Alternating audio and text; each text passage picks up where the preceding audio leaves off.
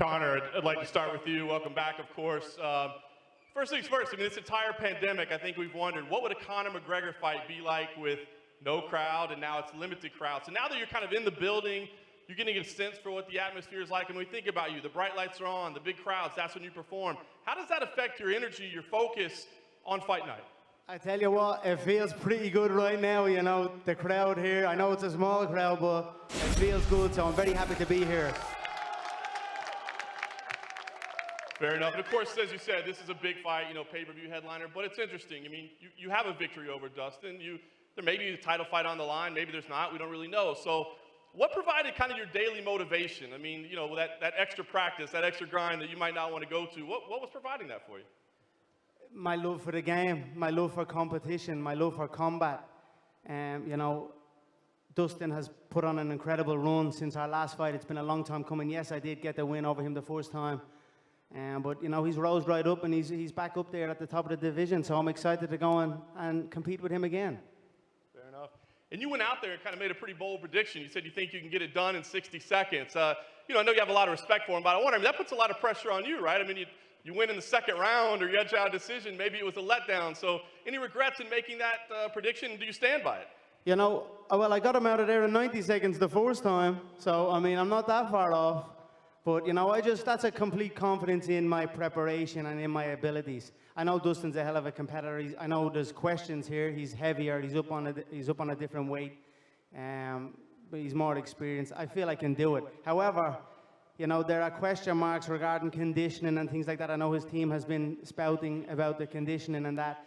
I have put in a lot of work to get myself correctly to the 155-pound frame. I got 40 seconds inside the octagon in 2020, which caused major frustration in my, you know, it's not enough. I need more. So I'm going to go in there, and I believe I can get him out there and possibly will hit him early and hurt him. But, you know, I hope for a good long bout. You fought this year in the Apex, put on a Fight of the Year type candidate, right? Does that provide any benefit? I mean, this atmosphere is unique. It's different, right? I mean, does that give you any kind of an edge once you go in there, or is an octagon an octagon? An octagon's an octagon. It's good. It's actually good to see us moving in this direction and fans coming back. That's the direction we need to be, opening things up as safe as we can. And the UFC and Abu Dhabi here are doing that. So I'm excited to put on a show for these guys. Yeah. And Dustin, I know that you've committed your life to this game, right? Sacrificed everything. You never had a $100 million boxing match, you know what I mean? You don't have a whiskey brand that's distributed around the world. I know you like the saying, 25 minutes to make life fair.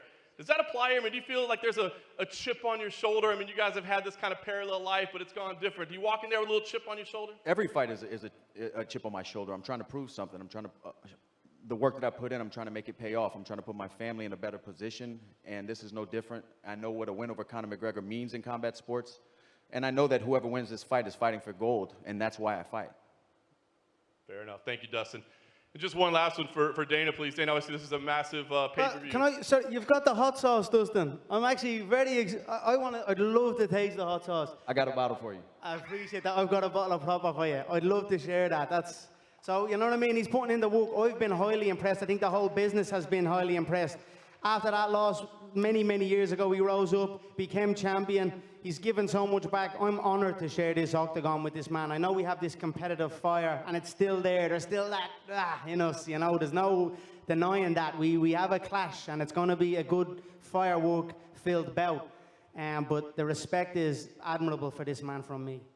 I don't want to make it seem like we're up here giving each other back massages, but Conor's, I just want to clear the air. Conor's team, McGregor Sports Entertainment, did reach out to my foundation, and they are, starting the donation to the Good Fight Foundation, and we have huge plans for that. So, Conor, man to man. My pleasure, brother. My pleasure. Thank you. You're going to help a lot of people with that. Yes, and you. Maybe you could help him with the distribution deal for the hot sauce. Of course, no problem. I got to taste it first, though. You know, I don't put my name to something unless it's the proper, you know what I mean? Unless it's the finest. I got you. You'll taste it Sunday morning, then I'll give you a bottle after, yeah? It's perfect. Hey, Conor, out of the available lightweights to you right now, is Dustin the hardest challenge you could be facing? I think so, yeah. You know, I'll always look to get the highest challenge. Dustin has a win over Hooker, who's on stage here. You know, he knocked out Justin. So there's some high contenders already.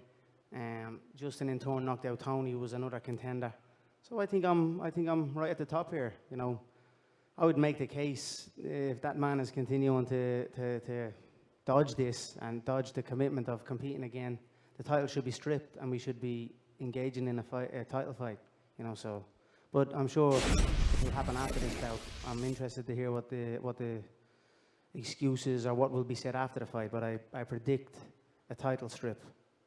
Going off a prediction, you said it's going to take 60 seconds to beat Dustin. It might go longer. But do you have the shot in mind already that you want to finish him with, or is that something that presents itself in the fight? I have a million shots. I have so many weapons in my arsenal. And, you know, they're all fine-tuned at this time. I'm in a phenomenal place. And I look forward to getting out and showcasing, you know, painting my picture and putting on a beautiful performance for the fans around the world. I just wanted to get a verbal confirmation, you guys, because, listen, Charles Oliveira with the victory only over Tony Ferguson. He's pretty much through to the semi-finals now. We've got Justin Gaethje probably to come into the mix, but of course it's about you guys, the semi-final spots at stake.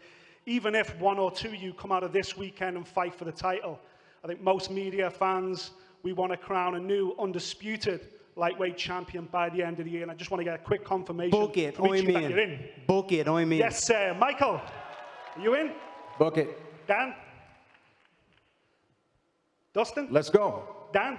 I didn't even understand the question. Yeah, I'm in. Thank you. Dana, you're welcome. All right.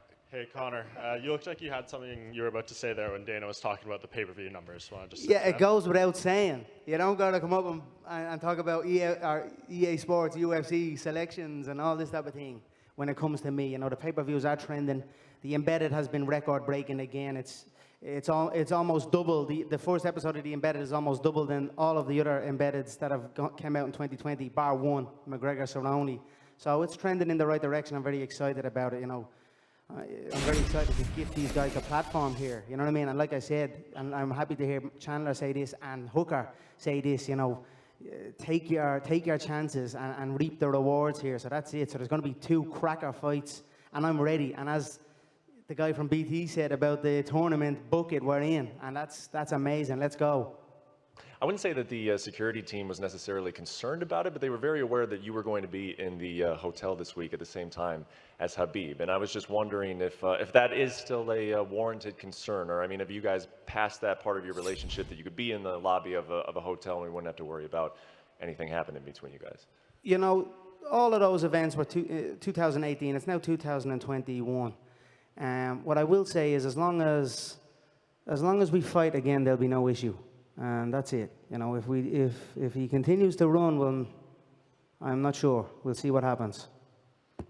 Michael, you've sized up all of these lightweights now. The last one here is Conor McGregor. You've rubbed elbows with all of them. What do you make of this guy sitting next to you? Hey, he is exactly who we think he is. He is exactly who he thinks he is. He's got a track record. He's a global superstar for a reason. But all of that doesn't matter when you step inside that octagon when the cage door closes. We all know that. He knows that. But as far as the man, as far as what he's accomplished, as far as, just as you alluded to, outside of the cage, what he's done eyeball-wise, attention-wise for this division, for this promotion, it's nothing short of amazing, and it's awesome to share this opportunity, share this stage with these guys, and it's, as you can see, I think there's a lot of growth up here. I think we've seen a lot of growth in Conor, one of the baddest men on the planet, now one of the most daddest men on the planet. I think all of us, as you alluded to, we're all dads. We all started coming up hungry, humble, and now we're dads and really fighting for a different purpose. So you kind of see that in him. You see that in Dustin. You see that in Hooker.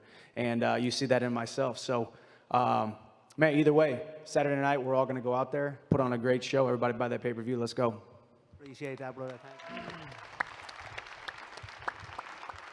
The amazing thing about this sport is we've seen the fighters grow in front of us. And like Conor McGregor and Dustin, they're different fighters since they started over here.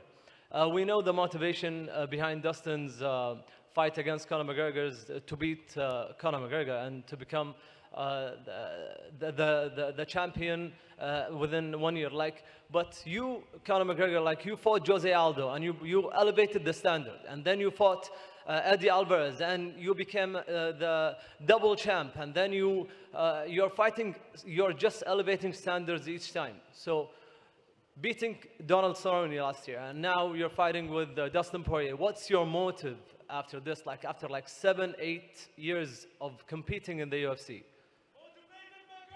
I feel like I'm only starting, man. Everyone kind of wants to, hey, Conor, you've done it all. You're so rich. You're richer than Dana over here. What are you doing here? I'm like, am I not allowed here? I want to be here. I want to perform for the fans. I'm a young man. I've got many highlights. You know, but all the money, all the belts, everything, that comes and that goes. You know what lives on? Highlights, a fighter's highlights. You look at Roy Jones Jr.'s highlights, Mike Tyson's highlights. I still look at them today, Ali's highlights. I want my highlight reel to be like a movie. You know what I mean? So that's what I'm after. I'm looking to get in and perform and put on amazing highlights that I can sit as an old man with my son and just watch back and just enjoy life. You know what I'll be drinking? A nice proper 12 by the fire in the Emerald Isle of Ireland. And this is it, man. I'm just loving my life. Please don't be trying to get rid of me, guys. I love it here, man. I helped build this. I helped do this. I'm here and I love it. And, man, I have plenty of motivation. You know what I mean? Dustin's a hell of a competitor. What does the champ do? He does it twice. Okay, I conquered it. Let's conquer it again. You know what I mean? Do it twice. That's what the champ does. Dustin, everybody's talking about how much you've changed as a fighter since the last time you fought Conor. What would you say is the main thing that changed in your game and that would make a difference this Saturday, whether mentally or physically? I think technically as well, mentally for sure, technically as well. I mean, 6 years since we fought, you have to evolve to stay at the top of the division for this long, to stay in the company for this long, and just maturity. And I don't care what anybody out here thinks anymore. I used to care too much. I don't care. That's a superpower, not giving, and that's it. And Conor, this one is for you. I know you've been asked a lot about this whole Khabib thing, but I'm just curious to know, he said he's looking for something amazing, extraordinary this Saturday for him to change his mind and come back. What do you think he's looking for this Saturday for him to change his mind? You know, I don't really care. He did not say that. Dana said that. He said he's not, you know what I mean? Let's just get through the fight. You know, all these men are up here. There's plenty of challenges. And, you know, it's a tough business. And the things have gone on in his personal life. I don't wish him any harm. Like I said, it was in 2018. A lot of time has passed. The world knows this fight is not over. You know what I mean? This war is not over. The sport needs it to happen. The people need it to happen. I'm not going to chase it if he doesn't want it. You know what I mean? And that's it. I'll keep my calm and move on. And that's what I'm doing. I'm back here at the 155-pound division.